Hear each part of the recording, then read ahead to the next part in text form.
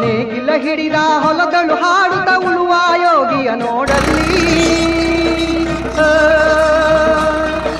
ಫಲವನ್ನು ಬಯಸದ ದೇವೆಯ ಪೂಜೆಯು ಕರ್ಮವೇ ಇಹ ಪರ ಸಾಧನವು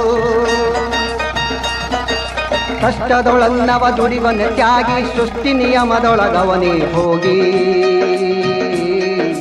ಉಳುವ ಯೋಗಿಯ ನೋಡಲ್ಲಿ ಉಳುವ ಯೋಗಿಯ ನೋಡಲ್ಲಿ